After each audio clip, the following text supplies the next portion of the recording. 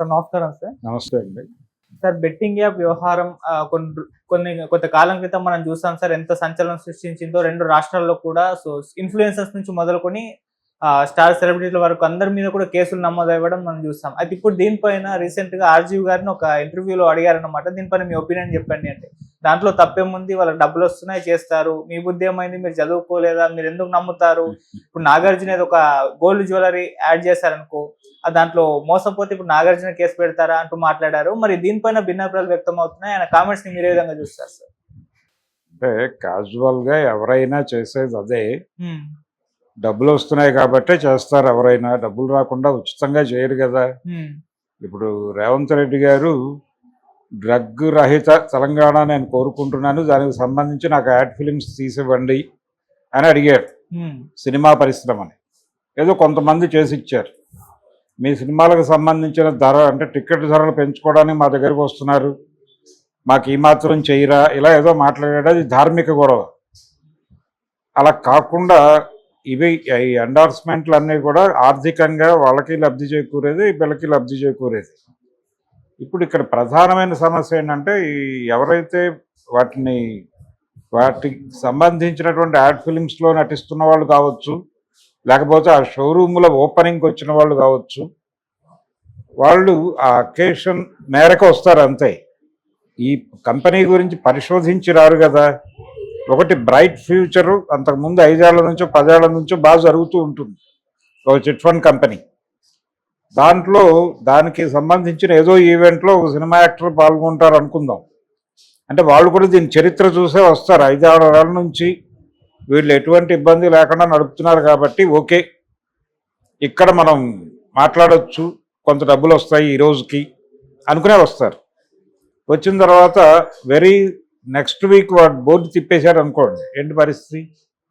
మీరే బాధ్యులు అంటే అలాగా కానీ అంటున్నారు. ఆ బ్లేమ్స్ నడుస్తున్నాయి.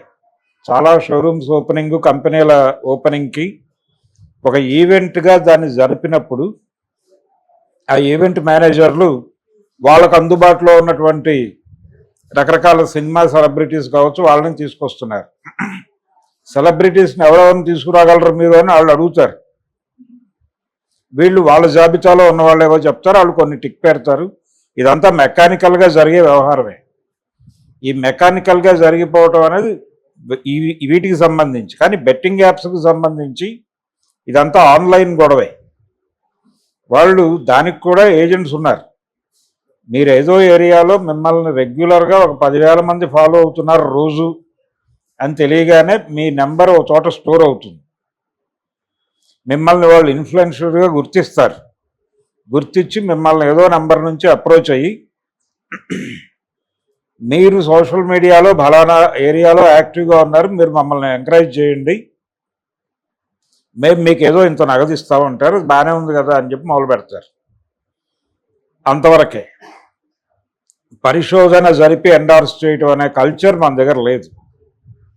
ఉండాలి అంటే ప్రభుత్వాలు ఒక నిబంధన తీసుకొస్తే ఆ నిబంధన తీసుకొచ్చిన తర్వాత ఆ నిబంధన మేరకు వ్యవహరించట్లేదు అనేది కేసు పెట్టచ్చు. అంటే మీరు చెప్పాలి. అంటే ఎవరైనా సరే ఒక ప్రకటన చేసే ముందు ఆ కంపెనీ ప్రొఫైల్ మీకు పూర్తిగా తెలిసి ఉండాలి. మీరు దానికి భవిష్యత్తులో అది చేసే లావాదేవీలకు కూడా జవాబుదారీ కావాలి అన్నప్పుడు వీళ్ళు అడిగే రెమ్యూనరేషన్ ఏ స్థాయిలో అడుగుతారో చూడాలి. అప్పుడు మీరే బాధ్యత తీసుకోవాలన్నప్పుడు ఆ రెస్పాన్సిబిలిటీ బరువు చాలా పెద్దది కదా. ఆ మేరకు ఇవ్వగలరా వాళ్ళు? అంటే వీళ్ళకి ఏమన్నా భాగస్వామ్యం ఇస్తారా కంపెనీలో? ఇవ్వరు కదా. ఏదో ఆ పూటకు వచ్చి చేసి వెళ్ళిపోయినందుకు ఏదో కొంత రెమ్యూనరేషన్ ఇస్తారు. ఇక్కడ ఈ బెట్టింగ్ యాప్స్ వాళ్ళు కూడా గొడవ కూడా అదే. ఏదో మనం ఒక ఏరియాలో యాక్టివ్గా ఉన్నాం, మన అభిప్రాయాలు చలామణి అవుతున్నాయి, 10 మంది చూస్తున్నారు, ఈ 10 మంది చూడటము అనేది పెట్టుబడిగా మనకేదో కొంత ఇన్కమ్ వస్తుంది, దీని మీద మనం కథ నడుపుతాం అనే ఉద్దేశంతో వాళ్ళు ఏదో దిగుతున్నారు. వాళ్ళ మీద కేసులు పెట్టేస్తే అలాగా. ఆల్రెడీ మేము విట్నెసెస్గా తీసుకుంటున్నాం వీళ్ళ మీద నేరుగా కేసులు పెట్టడం లేదని కూడా ప్రభుత్వం వారు చెప్పారు కదా. మొన్న తీసుకెళ్ళిన వాళ్ళందరికీ చెప్పి వీళ్ళని ఒక రకంగా పోలీసు భాషలో చెప్పాలంటే అప్రూవర్స్గా స్వీకరించామని చెప్పారు. అది జరుగుతుంది. ఆ బెట్టింగ్ యాప్స్ ఎవరైతే డిజైన్ చేశారో వాళ్ళ మీద కేసులు పెట్టి వీళ్ళందరినీ ఆ కేసుల్లో వాళ్ళకి వ్యతిరేక సాక్షులుగా వాడుకుంటారు. అంతే, నేరం చేసేసారని వీళ్ళందరినీ లోపలేయట్లేదు. ఎందుకంటే అక్కడ ప్రొసీజర్ లేదు. ప్రొసీజర్ లేనప్పుడు వాళ్ళు మాత్రం ఏ ప్రొసీజర్ ప్రకారం లోపలేయాలంటే అక్కడ ఒక సిస్టమ్ ఉండాలి కదా, అది లేదు. భవిష్యత్తులో అది చేస్తే అప్పటి వరకు బెట్టింగ్ యాప్స్ చేయటం ఇది ఇప్పుడు వర్మ గారు చెప్పింది కరెక్టే. అది జనరల్గా మీరు ఒక రూల్స్ పెట్టేసి మీరు ప్రతి ఏదైనా అడ్వర్టైజ్మెంట్ చేయదలుచుకుంటే దానికి సంబంధించిన ప్రొఫైల్ మీద మీరు పరిశోధన జరపండి.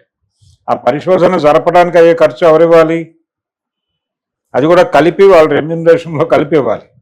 తర్వాత సంతకాలు పెట్టేటప్పుడు మీరు అగ్రిమెంట్ మీద సంతకం పెట్టేటప్పుడు భవిష్యత్తులో ఈ కంపెనీ ఏదైనా నష్టపరిస్తే దానికి నేను కూడా లయబుల్ అవుతాను అని కనుక సంతకం పెడితే ఇతను భాగస్వామిగా తీసుకోవాలి ఆ కంపెనీలో. అంటే ఆ కంపెనీ నడిచినంతకాలం దానికి వచ్చే లాభాల్లో ఇతనికి కూడా వాటా ఇవ్వాల్సి ఉంటుంది. అలా సెలబ్రిటీస్ని వాటాదారులుగా చేసుకుని కంపెనీలు నడపగలరా? చాలా గొడవలు ఉన్నాయి. ఏ కంపెనీ అయినా ప్రాఫిట్ ఉంటే నడుస్తుంది. వ్యాపారం క్రైసిస్లోకి వచ్చాక కంపెనీ నడపరు కదా ప్రజల కోసం. వాళ్ళు ఇక నడపలేని పరిస్థితుల్లో చేతులు ఎత్తేసి క్లోజ్ చేస్తారు. లేదు, డబ్బులు సంపాదించుకోవడానికి ఎవరో చెప్పిన సలహా మేరకు ఏదో అక్కడ కల్తీ కార్యక్రమం జరుగుతుంది, దాని మీద పోలీసులు రైడ్ జరుగుతుంది. జరిగినప్పుడు అది బాగున్న రోజుల్లో ఎండార్స్ చేసినోడు ఎలా జవాబుదారీ అవుతాడు? అప్పటికున్న జ్ఞానంతో కదా వాడు చేసేది. అందుచేత వర్మ గారి ఆర్గ్యుమెంటులో కొంత పట్టించుకోవాల్సిన అంశం అయితే కలదు. అది పట్టించుకునే వ్యవహరించాలి. వాళ్ళు కూడా అలాగే వ్యవహరిస్తున్నారు పాపం. దెర్ ఈజ్ నో ఆల్టర్నేటివ్ కానే కదా వాళ్ళు అప్రూవర్స్గా స్వీకరించారు వీళ్ళందరినీ. సో వర్మ గారు కొన్ని విషయాల్లో లాజికల్గానే ఆలోచించి చెప్తాడు పాపం. పైగా ఆయనకి ఈ మధ్య కేసులు, న్యాయము, చట్టము దానికి సంబంధించి కూటమి ప్రభుత్వం వచ్చాక ఆయనకి కూడా కొంత విషయ పరిజ్ఞానం పెరిగింది కదా, ఆ పరిధిలో మాట్లాడాడు. ఓకే సార్, ఇప్పుడు ఈ బెట్టింగ్ యాప్ వ్యవహారం ఒకసారి చూసుకుంటే ఇప్పుడు సైలెంట్ అయిపోయింది అని అనుకోవచ్చా సార్? సైలెంట్ అయిపోవటము లేకపోతే మరొకటి అవటం అనేది ఉండదండి. వీళ్ళ ప్రయత్నాలు వీళ్ళు చేస్తున్నారు. అంటే బెట్టింగ్ యాప్స్ అనేవి ఎట్టి పరిస్థితుల్లోనూ జనాల్లో సర్క్యులేట్ కాకూడదు అని అనుకుంటున్నారు. దానికి సంబంధించి గూగుల్తో ఏదైనా వాళ్ళు ఒప్పందం చేసుకోగలిగితే ఇవి ఇంటర్నెట్ ప్లాట్ఫామ్స్ మీద సర్క్యులేట్ కాకుండా కంట్రోల్ చేయడానికి కొంతవరకు అవకాశం ఉంటుంది. ఓకే, అది ఏమైనా ఆ ప్రొసీజర్ ఏమైనా జరుగుతుందేమో చూడాలి, లేకపోతే అవి సర్క్యులేట్ అవుతాయి. ఆ ఏరియాలో కంట్రోల్ చేయగలిగితే తప్ప అవ్వదు. ఓకే, ఆ ప్రయత్నం ఏదైనా జరిగితే అవుతుంది. వాళ్ళు ఏదో పద్ధతిలో ఎక్కడో చోట ఎంటర్ అయ్యి ఎవరో ఒకళ్ళని వశపరుచుకుని దీన్ని కొంచెం ప్రమోట్ చేయండి అంటాం జరుగుతుంది. ఎందుకు ఇలాంటి ప్రతిపాదన ఒకటి నేను కూడా చూసా ఒక టైంలో. ఎవరో సంప్రదించారు, దీని మీద డిస్కషన్స్ కూర్చుందాం అన్నారు. నేను ఆ సంభాషణను అక్కడితో ముగించాను. అలా నడిచింది అన్నమాట. అలా ఇది ఎవరిని వదిలిపెట్టట్లేదు. వాళ్ళ అబ్జర్వేషన్ వాళ్ళకు ఉంటుంది, వాళ్ళ డేటా వాళ్ళకు ఉంటుంది. ఓకే, ఆ డేటా ప్రకారం ఇప్పుడు ఈవెన్ పాలకి సంబంధించినటువంటి యాప్ ఒకటి వచ్చింది కదా మనకి, మిల్క్ డెలివరీ కోసం.